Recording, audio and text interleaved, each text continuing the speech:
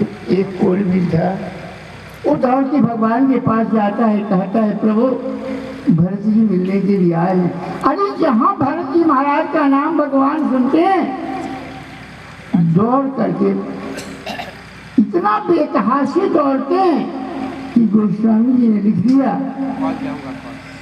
उठे राम सुनि प्रेम अधीर हो जाते हैं।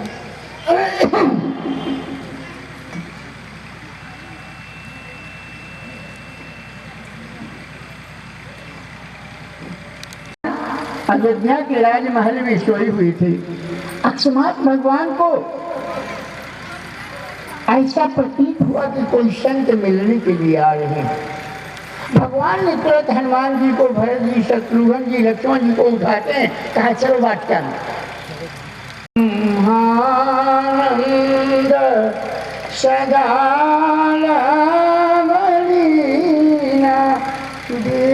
देखत बाल बहु कालीना, रूप धरे जनु चारी। लेकिन असीम परमात्मा को भी संभव किया जा सकता है भक्ति के बाद। भक्ति की सहारा पाकर के असीम परमात्मा को भी ससीम बनाया जा सकता है। आप रामचरितमानस में आप विनय पत्रिका में देखोगे तो विनय पत्रिका में गोस्वामी जी ने लिख दिया, कैवल्य साधन अखिल मरकट भालू कटक। कैवल्य साधन अखिल भालू मरकट कटक, सुग्रीव कृत जलधि सेतु। जो रामेश्वर में पुल बना है ना, वो सुग्रीव के द्वारा बना है। सुग्रीव क्या है? सूरत है। लोग कहते हैं भगवान के भजन में मन नहीं लगता, इसलिए मन नहीं लगता कि सुग्रीव अकेले नहीं था।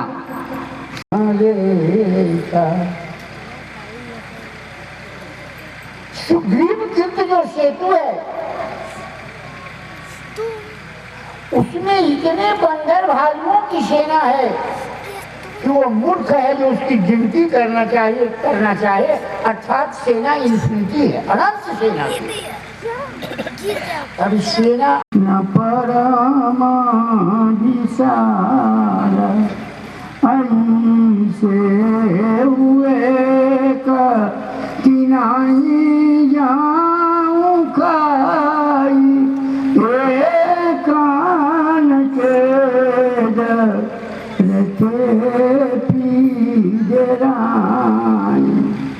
प्रभु दिलो काई तारे न तारे मना रसित सब भय सुखारे। अब तीन के ओट न देखी बारी मन रसित। और 2 कदम भी उसकी वाणी मान करके चलने का प्रयास किया तो क्या हुआ? एक ऐसा समय भी आएगा कि अब तिनके ओट देखिए बारी, मगन भये हरिरूप निहारी। जिस समय यह हृदय देश का जो परमात्मा है, जिस समय उस दैवी प्रमाण उस प्रभु का दर्शन किया, उसके देखते ही अब तिनके ओट न देखिए बारी। ये विषय रूपी बारी सदा सदा के नीचे चले जाएं और जो दैवी संपत्ति है ये सब ऊपर चले। सजाना देने के लिए जब यही पूर्ण निर्माण करना था तो बेचारे हम बानर को पत्थर ढुआते ढुआते सब हड्डी फसी अलग करवा दिला। जब जब पुरवैया बनी तब तक दुखाई। भगवान ने कहा नहीं सुग्रीव जी आप बात नहीं समझते हैं। होती है वो कुंवर का होता है, उसमें मात्र स्त्रियां रहती है और लड़का रहता है। एक साहबल्ला रहता है। भक्ति दो प्रकार की होती है। एक भक्ति को कहते हैं लोग वेदानुगा भक्ति, और एक भक्ति रागानुगा भक्ति होती है। वेदानुगा भक्ति भगवान को ऐसे स्नान कर अयोध्या में राजा दशरथ के द्वार पर भी टूट गया। लड़का केवल झूठी बोलता है। जानते हो तुम्हारे भैया की सुंदरता क्या है? कहा क्या है? तो हमारी स्वामिनी जो है ना वो गोरी है, उसकी छाया जो सांवली है ना वही तुम्हारे प्रभु पर पड़ा, इसीलिए वो सुंदर हो गया। कहा अच्छा सुनो, गाल तुम बजा रही हो, झूठा मेरे को बताती है। अगर हमारा भगवान भैया नहीं होता ना तो तुम्हारी स्वामी जिंदगी भर कुंवारी रह जाती, इसका ब्याह ही नहीं होता। तुमने देखा ना देश देश के राजा आए और कोई धनुष नहीं तोड़ पाए। तो हमको लगता है कि जब सोता होगा तो सदा ऐसे चित्ते सोता रहा होगा। अगर करवट सोता होगा तो एक सिर पर 10 तो खड़ा हो जाता होगा। जैसे पहले हम लोग के खेत में हल चलते थे तो लगता होगा कि खेत में नगड़ा खड़ा हो गया। उससे ज्यादा कष्ट तो किसी की जिंदगी में नहीं रहा होगा। ऐसा कुछ नहीं, हम सबों को 10 मूली, ये आँख कान नाक, ये जो इंद्रियां हैं मन सहित 10 इंद्रियां है, यही 10 मूली है। और ये 10 से हम भोजन ले रहे हैं। जैसे आँख से रूप, तो निशाचरों का, ये माफिया डांग का बहुत बड़ा आक्रमण हो गया था देश पर। तो सारे जो देवता लोग अच्छे लोग थे, उन्होंने प्रार्थना किया प्रभु रक्षा करो, रक्षा करो प्रभु। भगवान का आकाशवाणी हुआ। क्या आकाशवाणी में कहा? भगवान ने कहा कि जानी जार पाऊं। 10 मिनट और काके बंद कर दूंगा। अभी थोड़ी और सबर करो। अरे फिर न जाने कब भेंट होगी, हमको ये बीमारी है। हरि नाम सकल भूमि गारुआई, नीरा भय हो देवसा मुदाई। निर्भय हो जाओ। हम तुम लोग निर्भय हो जाओ। हम आकर के इस भूमि की जो गरुता है, पापों के भार की जो बोझ है, उससे हल्का कर दूंगा। सब लोग निर्भय हो जाओ।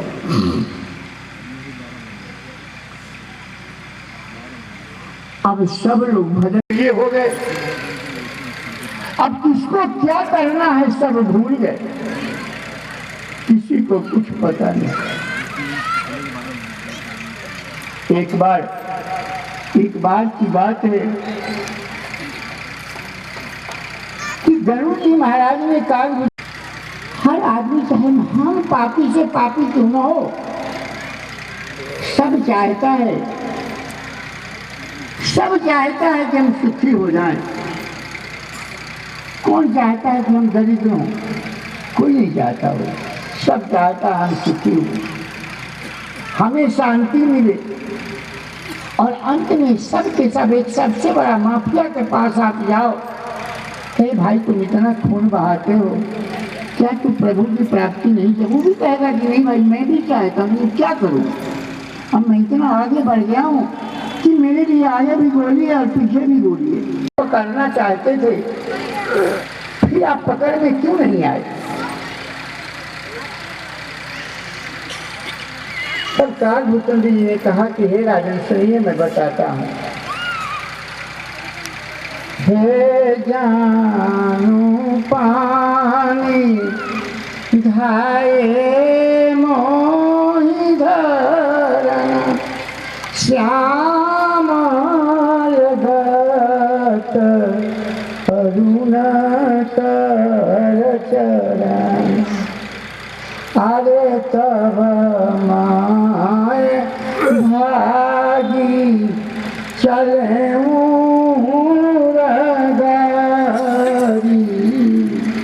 राम डॉक्टर कहा धन्यवाद, थैंक यू। मान लिया तो वो इंजीनियर नहीं होगा, वो डॉक्टर नहीं हुआ, तो कम से कम जूनियर यही तो जरूर हो जाएगा। अगर बड़ा इंजीनियर नहीं हुआ तो उसने एम्बिशन किया हाई, तो कम से कम जूनियर इंजीनियर तो होगा। तो एक अंगुल तो तुम्हारी इच्छा होनी चाहिए कि मनुष्य योनि मात्र भगवान की प्राप्ति के लिए मिला है, यही सत्य है। मनुष्य योनि मात्र ईश्वर की प्राप्ति के लिए मिला है, ऐसी इच्छा करो। एक अंगुल तो ये है, और दूसरी अंगुल जो है भगवान की कृपा है। बिना इस दोनों की इच्छा के भगवान का संयोग नहीं होता।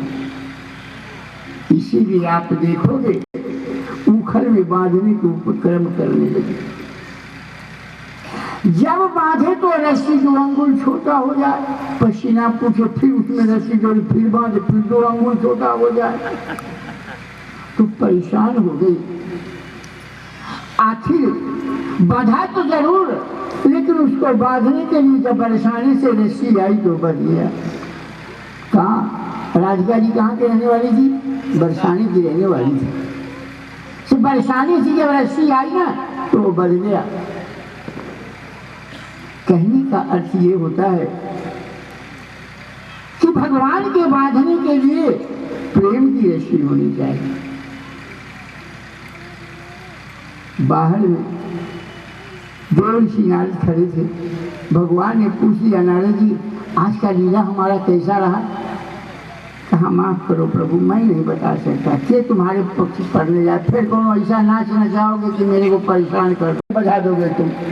कहा नहीं महाराज कुछ नहीं कही, सही सही बता आज हमारी लीला कैसी गई? कहा हमको एकदम अच्छा नहीं लगा तुम्हारा लीला आई। कहा क्यों? कहा जब माँ बांधना चाहती थी तब बच जाती तो क्या होता? तू तो अपना भगवत्ता दिखाने लगा कि हम बहुत बड़े भगवान हैं।